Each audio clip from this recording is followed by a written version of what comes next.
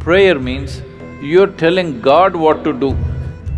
You think you're God's consultant. Meditation means you just shut up. If you just shut up, everything that needs to happen to you will happen to you.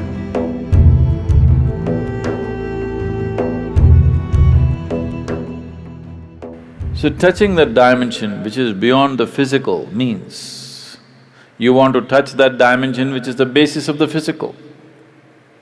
When you say that which is the basis of the physical, what you're talking is that you're not interested in creation, but you're interested in the source of creation. There, if you go and stand in front of the Creator, at least there you must keep your ideas down, isn't it? Your ideas must be kept down for some time when the Creator is here, isn't it so? Isn't he the biggest idea? It's like, there was a man in Pennsylvania, where are you from? Ah.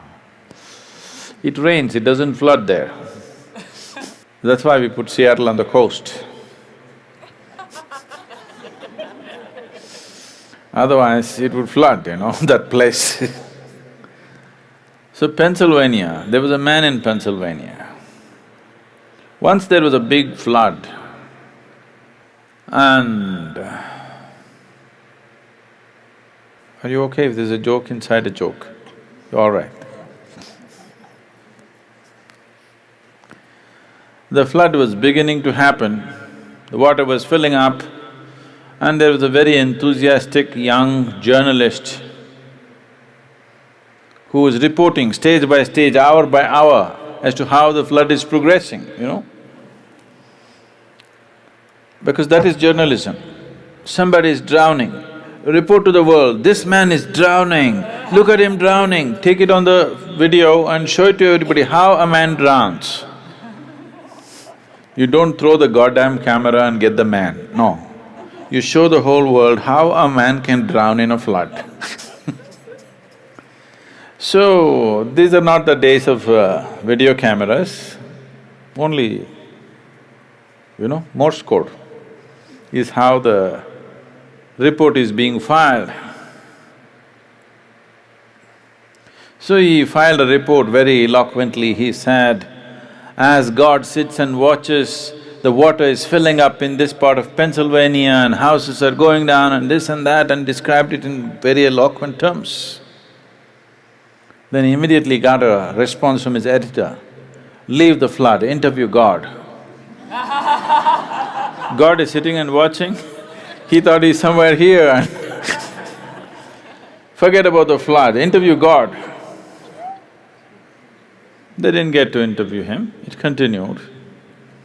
Many homes drowned, many people died, but one man survived. This man who survived went to New York City and shared among people how he survived a Pennsylvania flood where so many people died.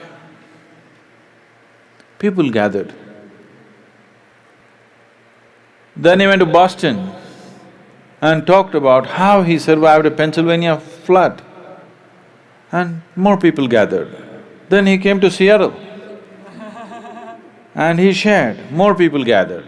Then he started his roadshow, city to city, talking and talking about how he survived a Pennsylvania flood. He became a famous speaker in America, and then naturally, every American has to write a book within their lifespan. So he wrote a book, how he survived a Pennsylvania flood. It became famous, he spoke everywhere, and his engagements became international. He became a millionaire, sold millions of books. All his life he only spoke about how he survived the Pennsylvania flood. And one day he died, not in a flood, he died. And they had an assembly. He went through the pearly gates And there was an assembly of people and there was an opportunity to speak. A few people could speak. So he told his neighbors, I will share my experience about how I survived Pennsylvania flood. Somebody nudged him and said, there is no one in the audience.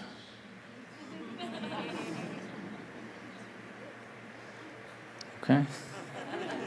So, now you don't go stand in front of that which is the basis of creation and throw your ideas at him. You are his idea. Yes? You are just a figment of his idea.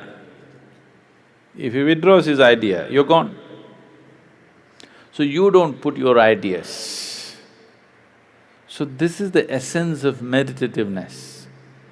Prayer means you're telling God what to do. You think you're God's consultant. Meditation means you've understood your limitations, now you just shut up.